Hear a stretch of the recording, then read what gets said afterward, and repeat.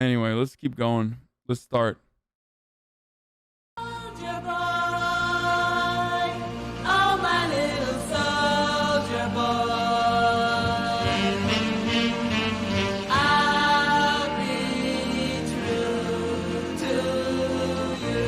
JCS intro compilations are always so aggro. Is this DMCA?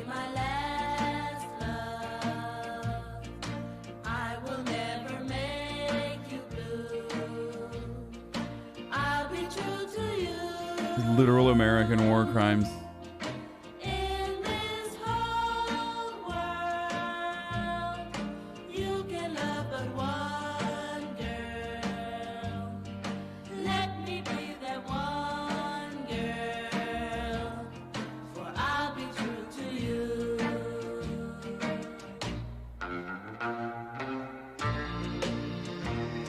Don't you feel like, look at that liberation, baby. I've seen people on TikTok get mad if you're disrespectful on Catholics. What the fuck does that even mean?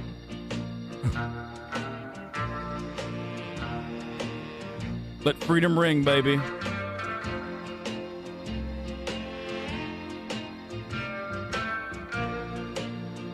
It's America, baby.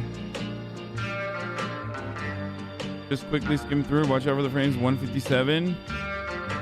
225. Someone injured at 325. Okay, thank you.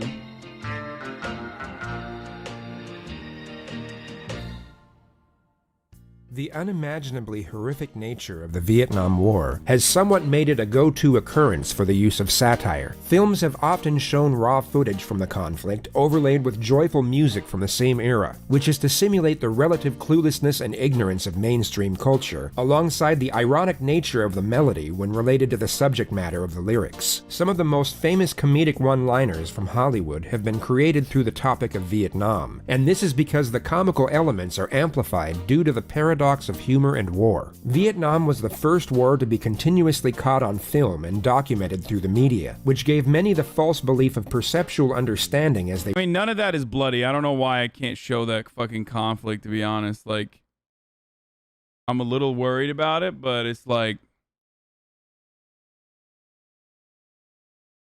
watched from home. Others, however, were aware they were still completely oblivious to the real nature of war despite the frightful imagery, and that only those in the picture would truly understand the significance of what was taking place.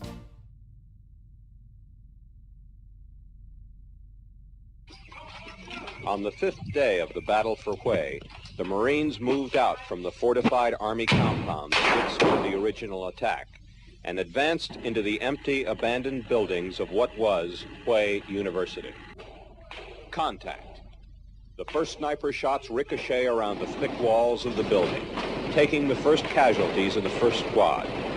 The snipers, maybe only 2 or 3, are invisible in the buildings beyond the wall, but there is also a machine gun down the street to the left.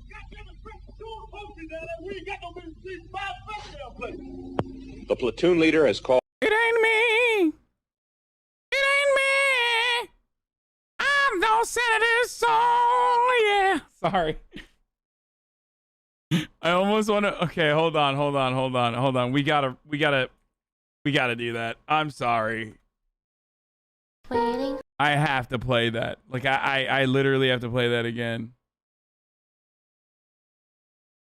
I meant M60 with fucking Fortunate Son playing in the background as I fucking fly in.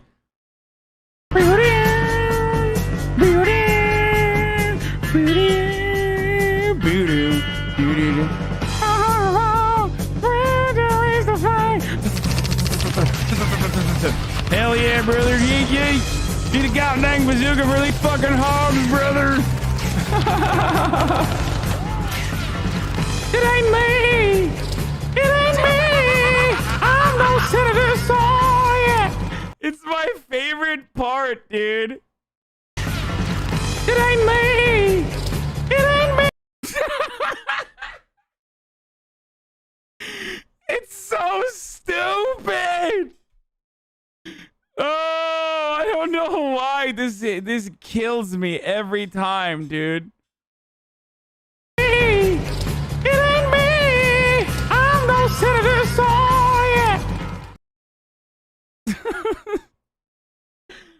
Oh, it's just so dumb. Oh, Jesus Christ, dude. It's like the haircut and everything. It's just, it's so good.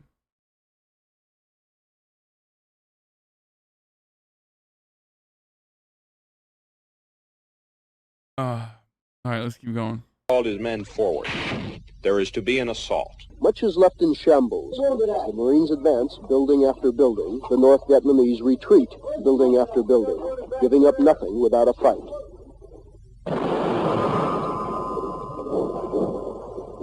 Roger, that was some sort of rifle grenade. It came all the way through the building, hit over the line. Have you pushed forward? In the front ranks of the Marines, a man is suddenly wounded.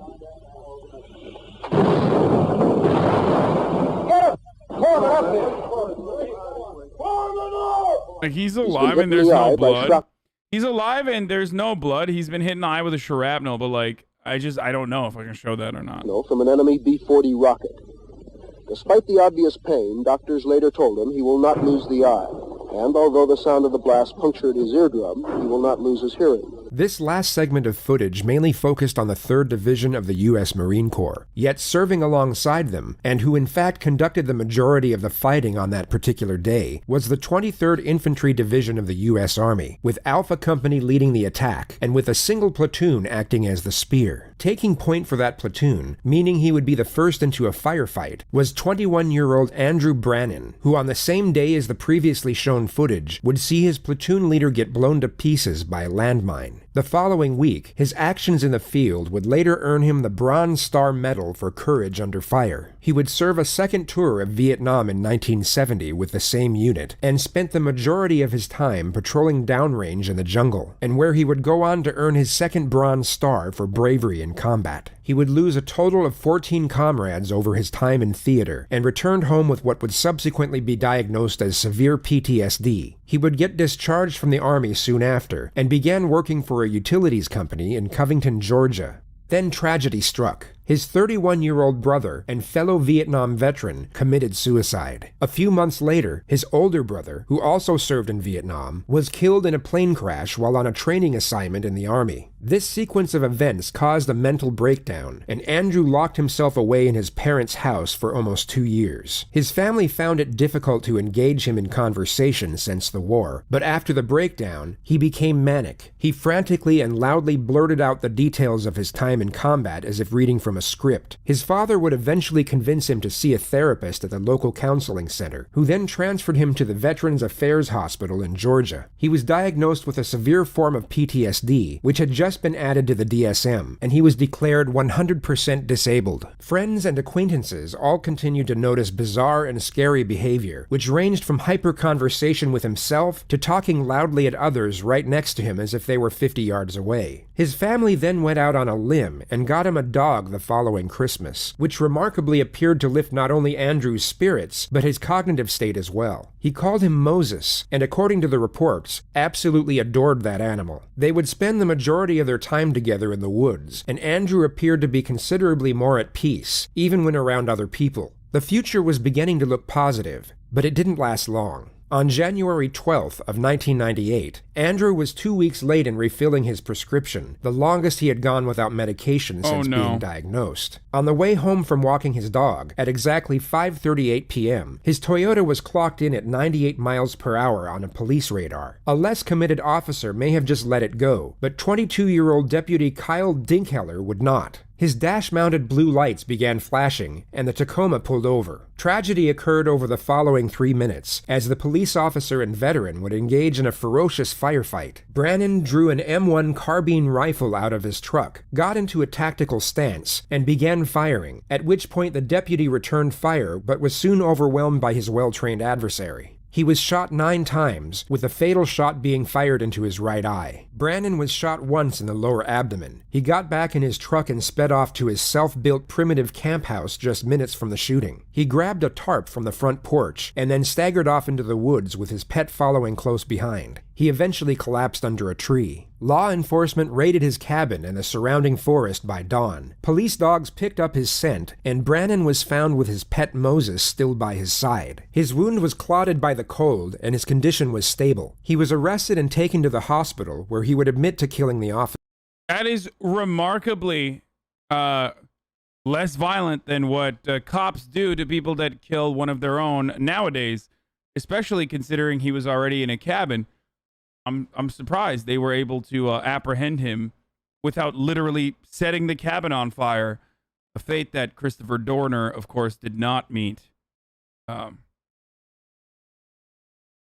JPEG Mafia sampled this guy? Officer. A man committed a despicable and horrific crime, yet the origins of his undoing were clear for everyone to see, as they came from the harms done to him through his dedicated performance of assigned duties. Dozens of veterans, some of whom had never even met the defendant, would appeal for leniency, including servicemen from the Marines and Air Force. But their efforts were futile, as Brannon was found guilty of first-degree murder and rendered the sentence of death in late January of the year 2000. Capital punishment wouldn't even be considered in most circumstances. PTSD is a recognized psychiatric disorder that would often grant someone the same leniency as those diagnosed with a mental illness. So what makes this case different than the others? Why have dozens of veterans been shown mercy for similar and even worse crimes when Brannon received nothing of the sort? The answer will always be a source of speculation, but the majority would agree that a single element had the most impact. And that brings us to the medium of video and its psychological impact on the viewer. Video cameras reached consumer markets in the United States in the late 1970s, yet they were mainly used by families to document special moments, such as birthday parties or weddings. They had little impact on police work until the mid-80s, and became widespread by the 1990s. Audio and visual documentation is now the norm when encounters with suspects occur, and okay. And this has been widely known to have a dramatic impact on legal he's just literally proceedings. shooting Compared at to a story fucking- what the fuck? I don't know what that video is from, but that's a body cam footage of him just like unloading into a car. storytelling, the visual and auditory elements of video can influence a viewer's behavior to a far greater extent. Evoking the senses of both sight and hearing can spark subliminal memories of joy, sadness, anger, and fear. These emotional responses are what fuels perception and builds a stronger bond between the viewer and what they are watching, which in turn can greatly influence their decision-making as they feel more emotionally connected to the story. To adequately understand its effectiveness for the state, we must also appreciate its effectiveness for the defense, and the case of Markeith Lloyd is a recent example. The 41-year-old murdered his pregnant ex-girlfriend outside her parents' home in Orlando, fuck? and many cited the Wait, hold up. What?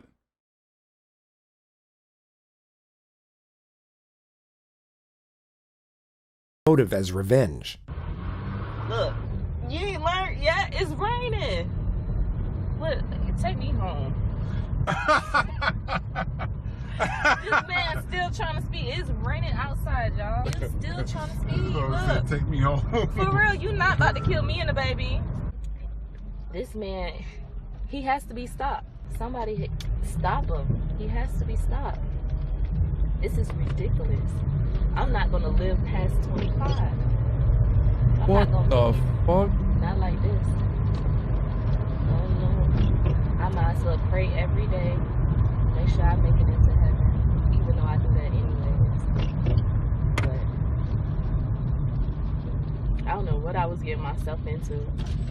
I don't know what I signed up for. The 24-year-old mother of two was shot 8 times in her torso, legs, and right foot. Her younger brother was also shot 3 times, but managed to survive. Markeith went on the run, and just under a month later, gunned down 42-year-old police officer Deborah Clayton. She had attempted to arrest the suspect outside a Walmart just 6 miles from the first incident. We can't do anything without you all letting us know what's going on so that we can protect and save our children from violence. And we also, the police is here to help you. We're not here to hurt you, we're here to help you. And if you have any complaints, just follow up with the complaints. And believe me, we will look into them, okay? So don't give up on us despite everything you've seen on the news. We're here for you. So that was the reason for bringing the cops and the community together so we can start having a unity, building these relationships, and trusting each other. I just sat in the car. It was cold that morning, and I was just warming the car up, putting water on my windshield. And that's when I seen Officer Deborah come out to her truck. She parks right in front of the store. And I was just sitting there, and I saw a chick walk up to her. And I physically heard her tell her, the dude that killed that pregnant girl is right there in the store. He's getting ready to come out. And Miss Deborah, as she's walking towards the store, that's when I heard her say, "Hey, you." And to me, all hell broke loose. And I stood up. That's when I stood up when I heard her say, "Hey, you." And I literally watched Markeith Lloyd. All I seen was him run around the post, and I seen him pull his gun out, and they were shooting at each other like a Western movie. Miss Deborah, I want to say, let off about 6 to 7 shots. I don't know exactly. It was crazy that morning. And Mr. Markeith pretty much was trying to unload his gun on her. He was really trying to get rid of her, like it was something personal. And then all of a sudden, I see Miss Deborah fall. I guess that's when she must have called, "I got shot," or something on her radio, on her walkie-talkie. She was on her back. And as I got ready to run over there, Markeith Lloyd just kept shooting at this lady while she's on the ground. So I'm looking at her body literally jumping off the ground from bullets, of course. He's unloading. He shot at her at least 5 or 6 more times as she's on the ground. And I just took off running. Markeith would continue on the run for another 8 days until he was finally tracked down and found in an abandoned house in the west side of Orlando.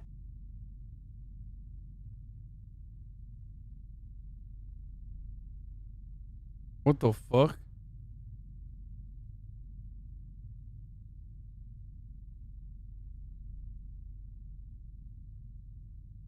Holy shit. As you can see, he was just kicked multiple times in the face. He was permanently blinded in one eye and sustained both a broken nose and fractured jaw. When Lloyd was walked in front of our camera after his arrest, you could hear him say, "They beat me up," with his eye swollen and no shit, buddy. What the fuck do you mean they beat me up? Eventually a bandage over it.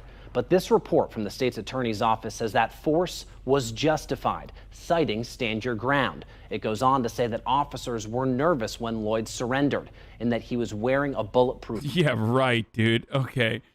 Like, there's a little bit of blood. It's fine, he might still I think, have a but gun still. on him and that he might try to grab an officer. Like, let's be real, okay? I don't think they were legitimately worried. That's why they kicked him in the head, okay? They're just like, 1, he killed his pregnant girlfriend, and then 2, he killed a cop. Like, of course they're gonna fucking beat his ass. I'm surprised they didn't shoot and kill him. Stand your ground. That's so funny. Like, I mean, it's, yeah, sorry, we were doing stand your ground, sir. He's like crawling on the ground, dude. What the fuck? Oh, dude. Okay, look. That's no. They were getting a couple in. Like, he's a gigantic piece of shit. Gun. The footage of his arrest and injuries gained national attention, yet had minimal impact in the subsequent trial. The most significant piece of footage was the interrogation, and this was repeatedly used by the defense when addressing the jury. The police showed little to no interest in building the case, but instead subjected the suspect to as much discomfort and ridicule as possible. Yeah, I mean, cops are fucking pieces of shit. Like, they are. In this case, it's a little bit different. You still shouldn't do it, but, you know.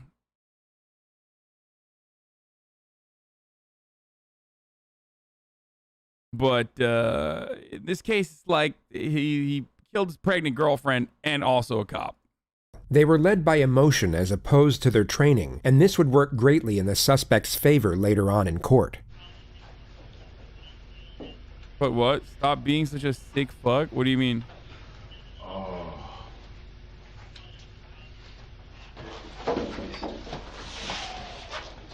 Bro, how did this case jumped from like, this jumped to like, I guess this is the cop killer, JCS.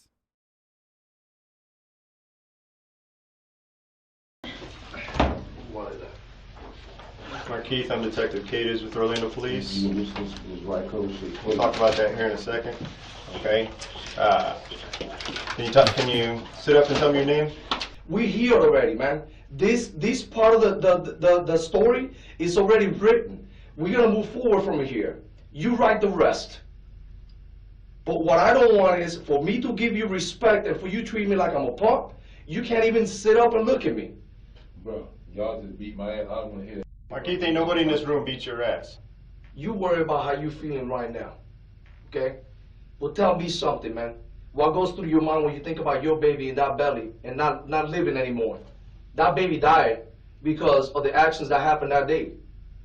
So you worry about you. That is gonna heal. Doesn't matter how you justify it. Don't defend thuggish behavior by police. It says a disgusting precedent. I fully agree.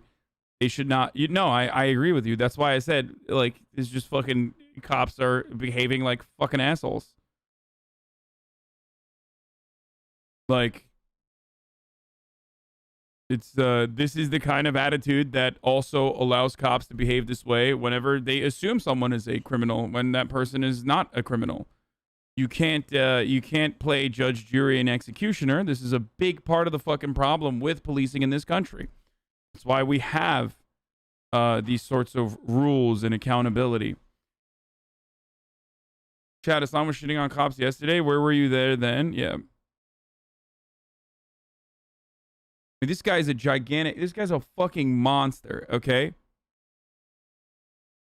So it's a difficult instance to have like some kind of sympathy, but heal. That you might get a scar. You know what? In 3 days you'll be eating fine. That baby is dead. You talking all this shit about how badass you are, but when the officers confront you at the house on Lescott, what'd you do? All right, man. Well, all right, bye. You bitched out. So you get confronted by a female at the front door with your unborn child in her. What do? You light her up. Sergeant Clayton's trying to do her job and tell you what to do. What do? You hide behind a pillar and you light her up. Because you a bitch in body armor. For the first time in your life, a man just like you stands right in front of your face and tells you the truth. Because in the street, you say what you want and motherfuckers don't do shit because they scare you. I'm not scared of you. I'm telling you the truth and you can't handle that. You cannot handle. I mean, like, if you're not afraid of them, just, take the cuffs off. Like, let's be real. Like, yeah, this is a terrible interrogation. I'm surprised this case wasn't thrown out, dude. This is ridiculous. Like, leave it up to the fucking American Police Department in Florida to like still have like wrongdoing and fault in a case where they're literally apprehending and interrogating a dude who killed his pregnant wife and then another cop. Like, just leave it up to the fucking Florida police to still, like, how are you going to let this guy garner any kind of fucking, like, not even sympathy, but, like, how do you let this guy get, like, an opportunity to even defend himself? Because a grown-ass man like you, Miggy, is telling you the truth to your face, and you can't even talk. You want a little freaking Band-Aid on your face. That's a ass move, and you know it. You worry about the little blood coming from your face. You give a shit at all to that woman who's probably one of the truly nicest, biggest heart police officers I've ever met in my life. A woman who truly gave a shit about this community, who truly got into this line of work to make the community a better place. So that's what I was going to say. Some cops, and I've talked about this before, some cops legitimately join the police force because they think that they can do good. Okay? Maybe throughout their career they get hardened and no longer it can operate that way.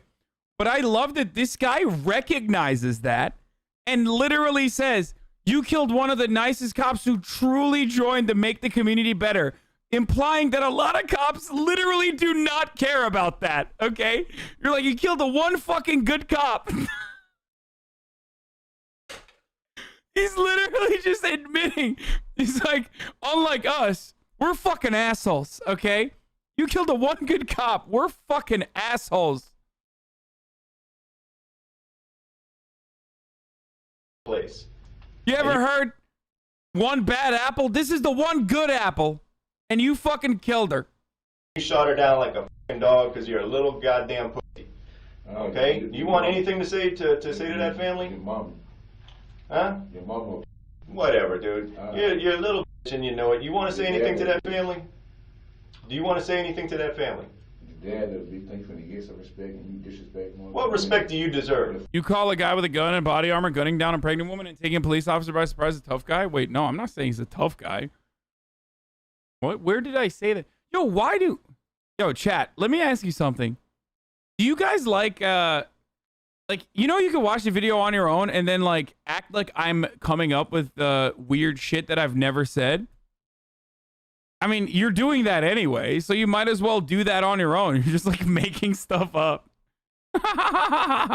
Not chat, like, in its entirety, but there's always, like, people who will just make stuff up in the chat. Like, I can't believe you said you love this guy.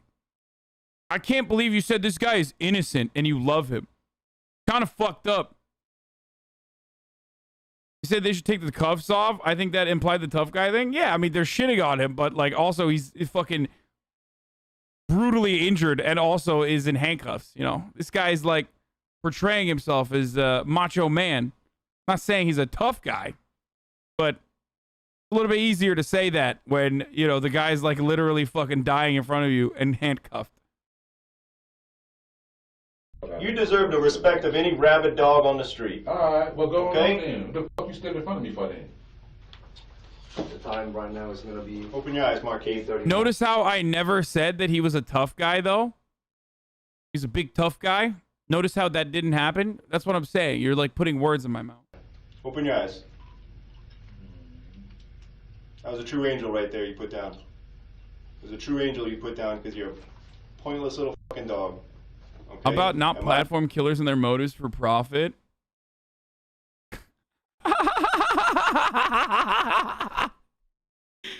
It's my favorite take, dude. Yo, if you platform murder, people are gonna do murder, dude. Like, it's kind of fucked up that you're platforming murder. Hey, chat, murder is wrong, okay? Don't forget. Oh, what a take, dude. Chat will literally say anything. My only regret is that you're breathing right now.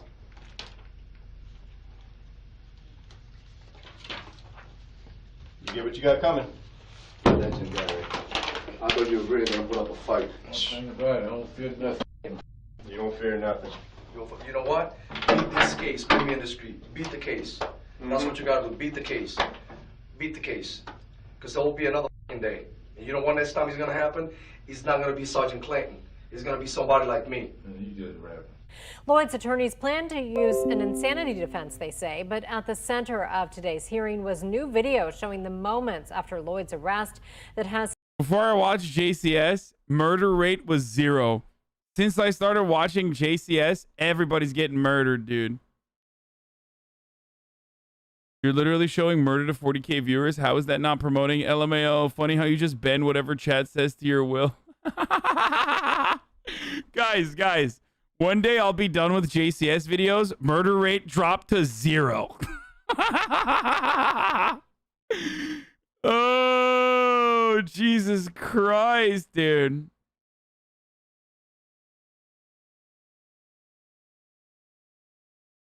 I'm sorry for promoting murder, dude. His defense says proved police were biased against Lloyd. This is new video that shows detectives dressing up a bandaged Markeith Lloyd moments after his arrest. And his attorneys arguing from these first moments, Orlando police had a prejudice against him. From the beginning of this investigation, the Orlando Police Department has had a focused anger and hate towards my client because of him taking the life of one of their officers. His attorney, Terry Lenneman, wanting to show the jury this video of an interrogation of Lloyd, who several times during the interview complained about his handcuffs that once belonged to Lieutenant Clayton being on too tight. The focus isn't on what my client's saying other than him begging these officers for over an hour and a half for help and being ignored completely by them. and mocked and laughed. I have to pee so bad. And other things. Breaking news right now at 12:30 here on Eyewitness News at noon. This is live from the Orange County Courthouse, where the jury's recommendation. But I can't because, like, the fucking footage, like, I need to make sure that this footage is not shown. You know what I mean? There's, like, parts of it that might be bad. A sentence for this man, Markeith Lloyd, is about to be announced. We, the jury, unanimously find that the aggravating factors are sufficient to warrant a possible sentence of death. No. Dated this 23rd day of October, year 2019, in Orange County, Florida, signed by the foreperson. Markeith was spared the death penalty and sentenced to life in prison instead. With all the factors considered, it came as a shock to the wider public. Yet those who were following the trial closely weren't as surprised, as the alleged police negligence during his interrogation was drummed into the jury at the later stages. Had the jury simply been told of the interrogator's conduct, as opposed to witnessing it with their own eyes, the outcome of the trial may have gone different, and Markeith could have been sitting on death row at this very moment. Video. It resonates. That was an insane tangent, dude. This is a video about Andy B.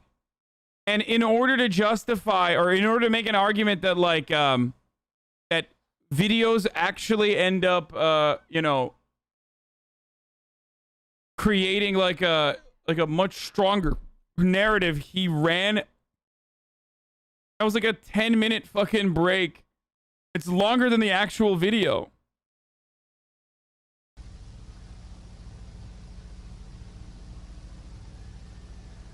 How the fuck was he doing 98? Ah, it's a Toyota Hilux, I think. Driver, step back here to me. Come on back here for me. Come on back. How you doing today? Good. Come on back here. Keep your hands out of your pocket. Keep your hands out of your pocket, sir.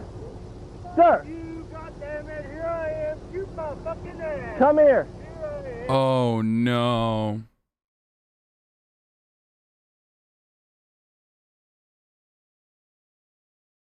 Don't watch, you'll get banned? What do you mean? Why would I get banned? There's no, it doesn't show the... It doesn't show the actual fucking... This is the video every cop watches that makes them pull their gun first. They cut the screaming out, chat. Stop freaking out.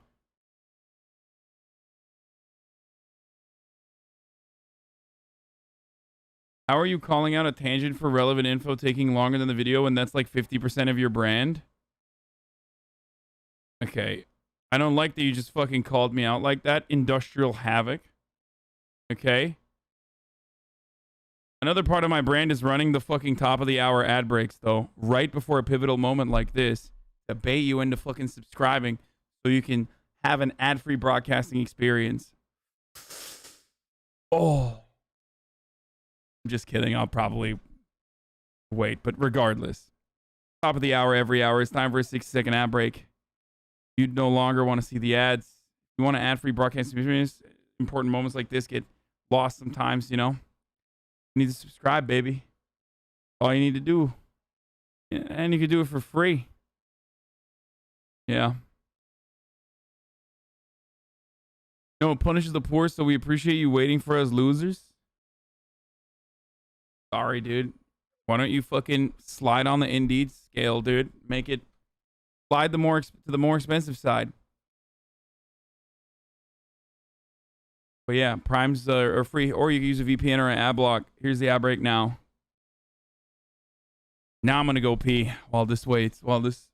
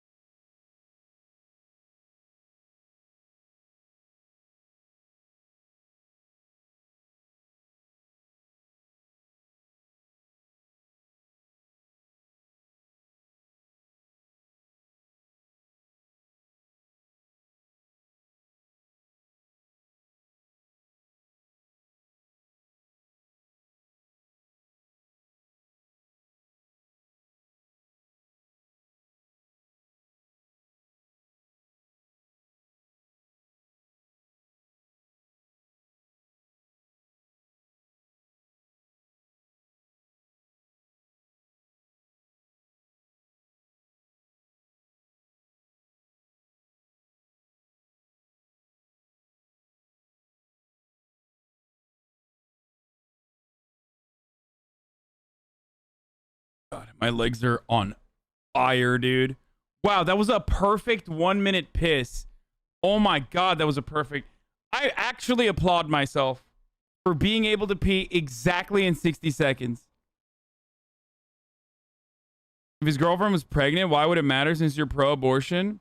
I love that people refuse to recognize this. Like, abortion is when you don't want to carry a pregnancy to term. Murder is when you are intending to carry a pregnancy to term and you want that baby, and then that baby is taken away from you. An abortion for forcibly aborting a fetus that someone wants to carry to term is different than an abortion. Very cool, though. Of course, the reason why people don't understand this is because it revolves around consent, a concept that people that are anti-abortion cannot comprehend, and also autonomy over a woman's body. These are the two fundamental planks here. Okay?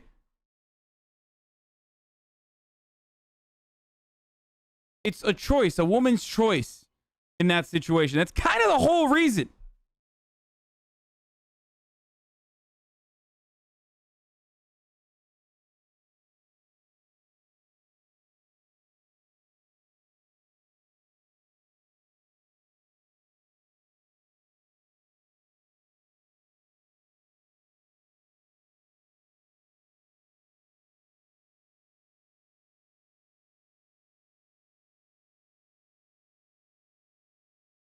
I've only been watching for a day or two, and even I can tell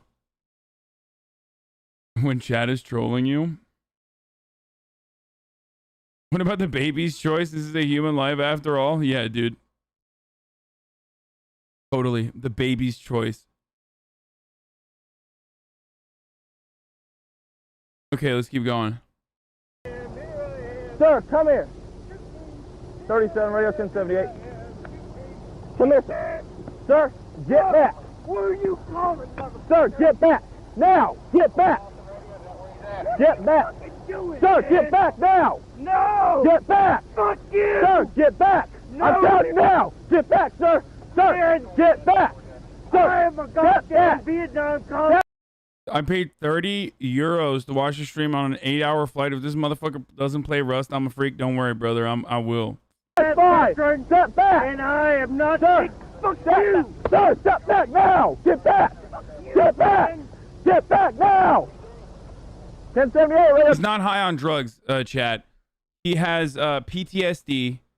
He's on 100% disability from the VA. He's a Vietnam War veteran, and he is like, he hasn't taken his medication and having a breakdown. Basically, he hasn't taken his medication for like a super long time. So he's snapping. That's what you're watching. Someone. 1078 means need backup urgent. If JCS actually shows this, then warning, the audio is incredibly horrifying, and I'm someone who usually is not shy to watch stuff like this. 1018. Sir, step back now. Sir, get back now. I'm actually surprised the cop didn't shoot him up to this point. 16. Sir, get back. Get out of the car now. Sir, get out of the car.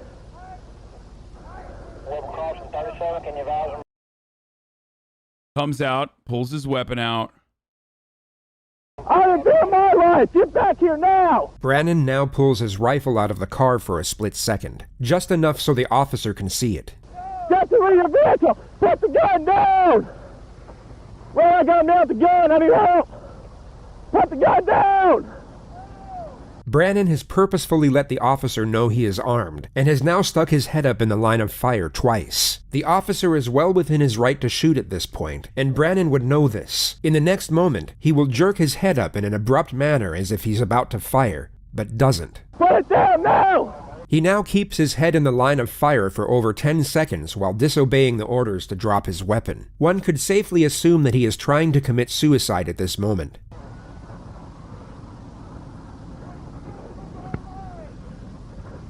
Put the gun down! Now, you will see Brannon get into a tactical firing position. Unlike before when he kept his head stationary, he will abruptly move in a sporadic motion, making himself a harder target. It's as though something switches in his mind, and he goes from wanting to die to trying to kill. Drop the gun now!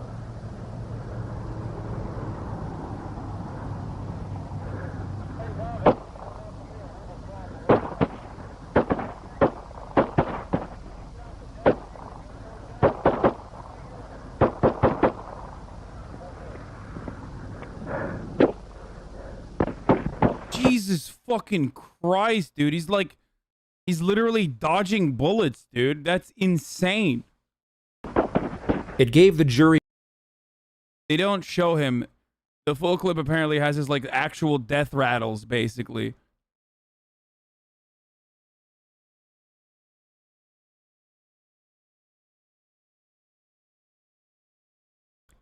Chat, that's not training, okay? He's jiggle peeking and shit. That's not military training. That's going to Vietnam is different than getting like actual training to be a good shooter, okay? That's fucking, you survived war. That's what that is. He's running around like a fucking Rainbow Six player strats. That's it. That's like different than just like literally getting a proper training.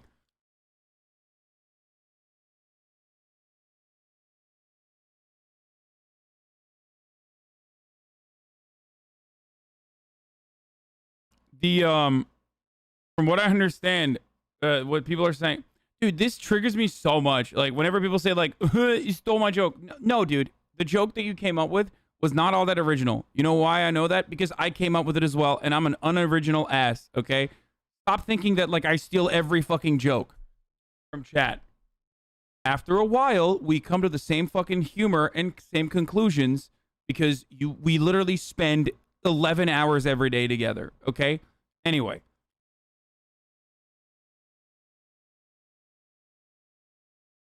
As I was saying,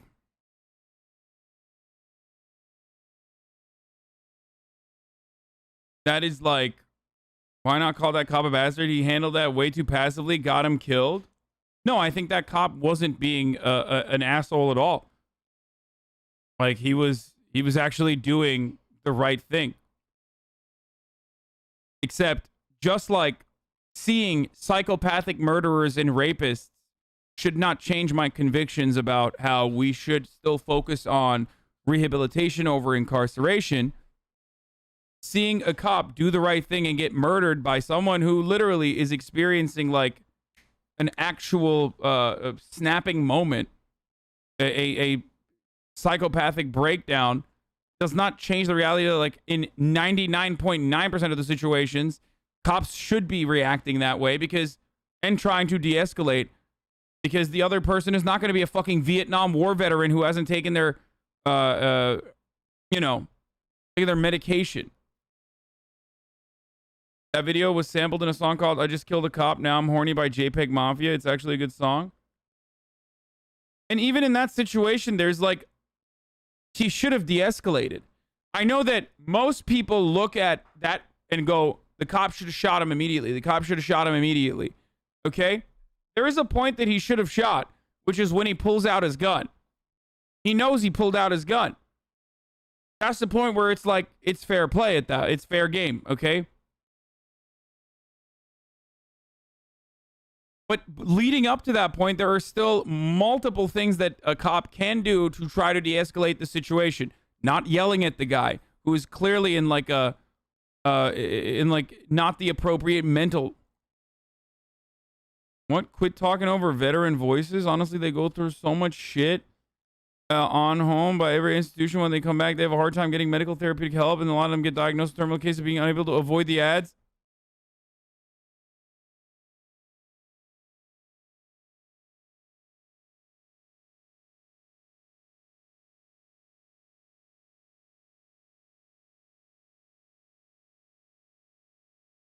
I already ran the ad.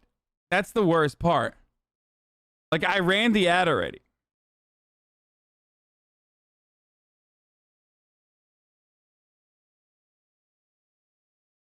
That was fucked up, dude.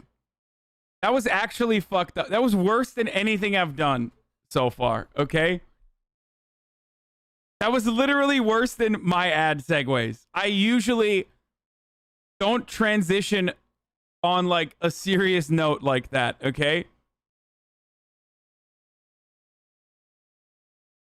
Jesus fucking Christ. That's my Joker moment. This is where I snap.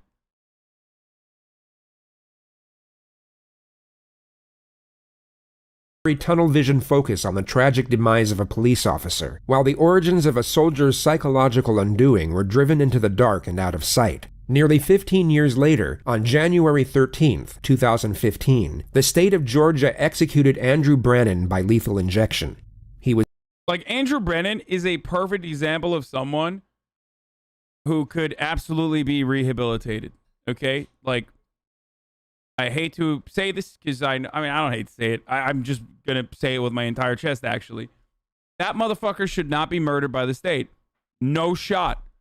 That dude is 100%, 1000% the type of person who could very easily be medicated and rehabilitated. The state broke his brain. They sent him out to become a fucking murderer, a war machine. Then they medicated him appropriately. He fucked up or forgot to take his medication. He snapped, and then the state took his fucking life. That's crazy. Honestly, there is a lot of joke made out of terrible shit, and it's sad sometimes. Kind of feels a bit dehumanizing sometimes.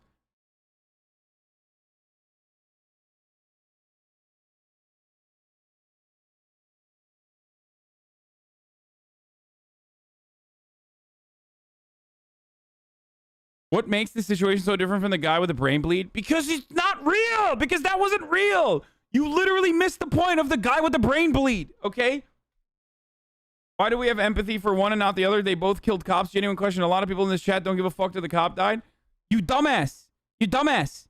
You literally hyper-focused on that guy killing a cop and forgetting that, like, you're so stupid. Like, you're missing the point. That entire video was about how the physiological problems that person was encountering were not the real reason why he engaged in the actions that he engaged in.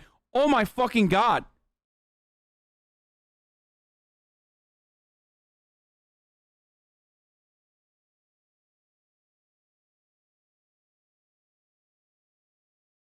This is quite literally not Rust.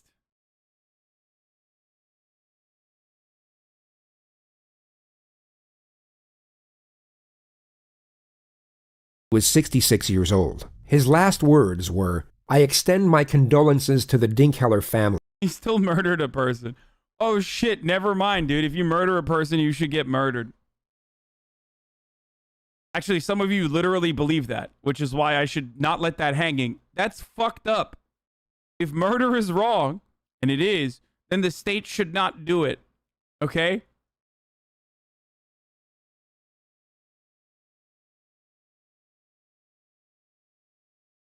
Especially Kyle's parents and his wife and his 2 children.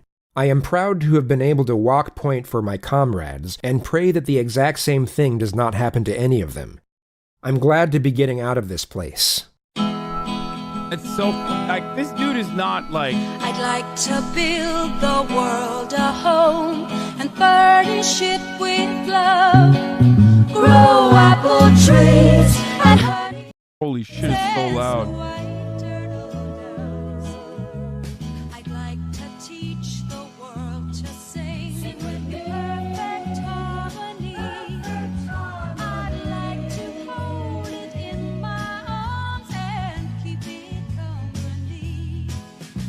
I'm like worried that there's gonna be some fucked up shit here. I gotta eat before I do Rust, so I will be fucking watching another one of these videos.